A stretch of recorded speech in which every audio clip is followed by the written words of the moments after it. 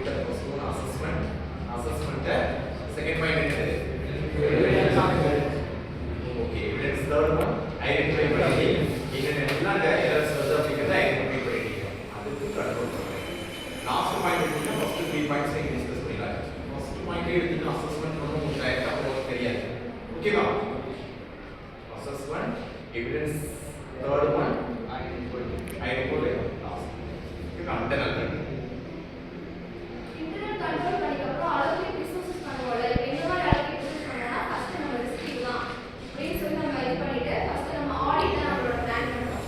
எப்படிலாம் நம்ம கரெக்டா உங்களுக்கு இதெல்லாம் செட் பண்ணலாம் அப்படின்னு சொல்லிட்டு ஒரு ரிசோர்சஸ் பிளான் பண்ணும்போது அதை வந்து ஃபர்ஸ்ட் மானிட்டர் பண்ணணும். எப்படி மானிட்டர் பண்றதுன்னா இதுதான் நமக்கு ப்ராப்ளமா இருக்கு, எப்படி டிடெக்ட் பண்ணலாம், ஃப்ராட் எப்படி டிடெக்ட் பண்ணலாம் அப்படின்னு சொல்லிட்டு அதெல்லாம் பிளான் பண்ணிட்டு அதுக்கான ஒரு ப்ராசஸ் பண்றதா வந்து அலோகேட் ரிசோர்சஸ் அப்படின்னு சொல்றாங்க. இது வந்து எக்ஸாம்பிள் தான் ஃப்ராட் டிடெக்ட் பண்றது அப்படிங்கிறது. அதுக்கப்புறம் எஸ்டாப்ளிஷ் டைம்லைன்ஸ். எஸ்டாப்ளிஷ் டைம்லைன்ஸ்னா define the project, set milestone அப்படின்னா இதுதான் என்னோட கோல். நான் இதுக்குள்ள இந்த எக்ஸாம்பிள் ஃப்ராட் டிடெக்ட் அதுக்கு எவ்வளோ நாள் எடுத்துக்கும், ஒரு 1 டே எடுத்துக்குமா இல்லை ஒரு ஹாஃப் அன் இதுக்குள்ள நான் இதை முடிச்சிடுவேன் அப்படின்னு சொல்றது ஒரு சின்ன கோல்.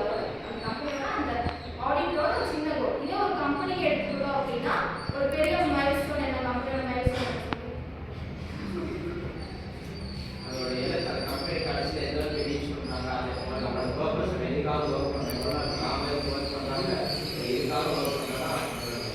அது நான் சொன்ன ஃப்ராட் டிடெக்ட் பண்ணிட்டு 10 மினிட்ஸ் ஆகும் ஐடியா வரதுக்கு.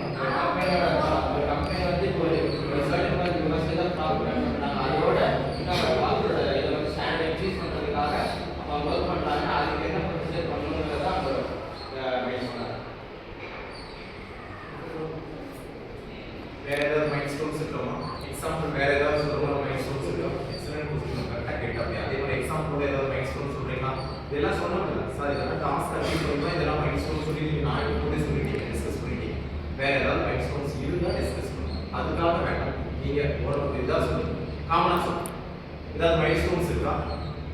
கம்பெனியோட ஃபினான்ஷியல் லாஸ்டா ஸ்டேட்மென்ட் கொடுப்பாங்க. அது மைல்ஸ்டோன் கரெக்டா எல்லாமே சொல்லிக்கலாம். கொடுத்து மைல்ஸ்டோன் மைல்ஸ்டோன் தான். அந்த மைல்ஸ்டோன்ஸ் வந்து மேக்ஸிமம் டேஸ் 90 தான். ஆனா அவங்க வந்துட்டு 90 டேஸ்ல முடிக்கிறது வந்து ஒரு எக்ஸாம் சார்ட் யூஸ் பண்ணிக்கலாம், யூசர் சார்ட் இந்த மாதிரிலாம் பிளான் பண்ணி கரெக்டா முடிக்கலாம். அப்படிங்கிறது வந்து அவங்க டைம் டியூரேஷன் எடுத்து கரெக்டா பண்றது வந்துட்டு எஸ்டாப்ளிஷ் டைம் லைன்ஸ் சொல்றாங்க. அவங்க கரெக்டா அந்த பீரியட்குள்ள அவங்க முடிக்கணும். அலோகேட் பண்ணதுக்கு அப்புறம் அந்த டைமுக்குள்ள முடிக்கிறது. வேற ஏதாவது क्वेश्चंस நீங்க ஏதாவது சொல்லலாமே, நீங்க கேட்கலாமே, எடுத்ததுல நீங்க ஏதாவது கேட்கலாமே, டவுட்ஸ் எதுவுமே இல்லையா? ஓகேவா? Multi planning okay, process okay, 5 steps ஓகேவா? மறுபடியும் நான் क्वेश्चन கேட்கலாமா? மறுபடியும் அதுக்கே ஒரு பேசிக்கே ஒரு ஆடிட் பிளான்